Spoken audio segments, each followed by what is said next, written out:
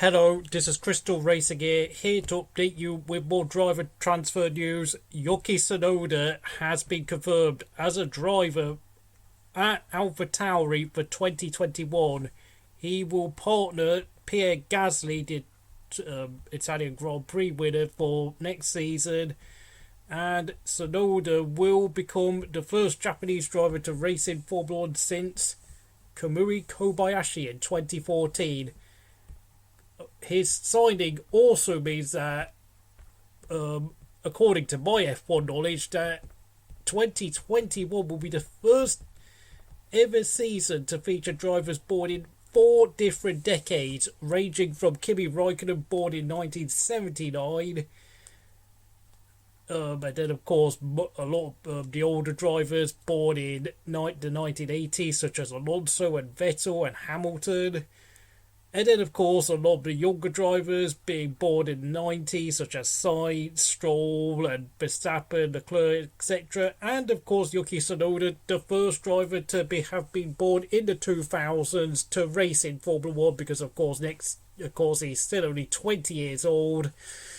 I really feel old now. I really do feel old when I say that. Oh, no. But as for what you need to know about Yuki Tsunoda,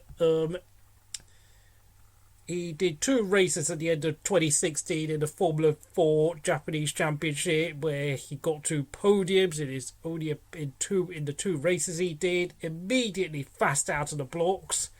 And then in 2017, he finished 3rd in the championship, 3 wins, 4 poles, and 6 podiums. 2018 saw him win the championship with 7 wins, 8 poles, 4 fastest laps, 11 podiums and in the 14 races he did. 2019 saw Tsunoda move to Europe to compete in the FIA Formula 3 Championship, where he took just 1 victory and finished down in 9th in the championship. A fairly decent effort for someone in his first year of racing in Europe. He also did 14 races in the Euro Formula Open Championship with Motopark, doing 14 races, won 1 race there, and got 6 podiums in what actually was a more successful campaign in that championship, finishing 4th in order to, of course, bolster his experience of racing in Europe. He also competed in the Macau Grand Prix, where he finished 11th. Then in 2020, in the Winter Series, he went to the Toyota Racing Series in New Zealand, where he took 1 race victory in 15 races, but finished a competitive 4th place, and also took 3 podiums. And then, of course, this season, in the FIA Formula 2 Championship, making a huge step up to race for Carlin, where in a fantastic rookie season, he won 3 races and took 4 pole positions. Of course, one of those he took 3 fastest laps and took 7 podiums. And to illustrate further how well he's done, he finished just 15 points behind Mick Schumacher and just finished 1 point behind Callum Minor. This kid is clearly good.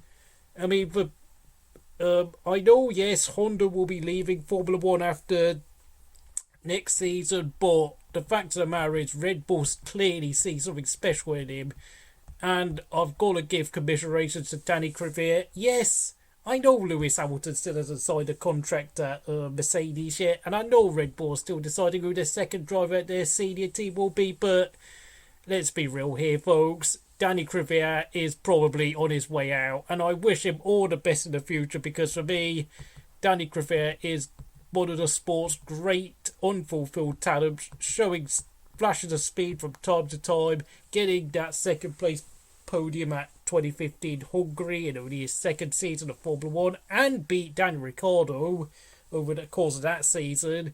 Then got his 2nd podium at the 2016 Chinese Grand Prix, and of course once again he profited from other people's misfortunes before, of course, the next race he hit Sebastian Vettel in a chain reaction crash and got demoted down to the Toro Rosso team to make way for, of course, not other than Max Verstappen, where he suffered a tumultuous 18 months where he was destroyed by Carlos Sainz. took a year out in 2018, and then came back rejuvenated for 2019, where he had the measure of Alex Albon, but of course, the Red Bull bosses and the tie backers were impressed by Albon's process, so he was the one who got to replace Gasly at the senior team. But I have to say, though, ever since Gasly's returned back to AlphaTauri, Daniil Kvyat has been very much second best. Yes, there's been flashes of speed. Yes, there's reminders of what a talented driver Daniil Kvyat is, but the consistency is horribly lacking in the Russian driver. And I have to say it, he's 26 years old. He's done 6 years of Formula One. He doesn't really look like a potential world champion, if I'm going to be honest. Yes, he looks like he could be a competitive midfield runner if he really wanted to be, but this is a Red Bull driver program, for goodness sake. They're not there trying to, he's at the feeder team. He's not at a team like Racing Point where, he could, or McLaren where, he could be there for years on end, build a team around him like we've seen with Perez.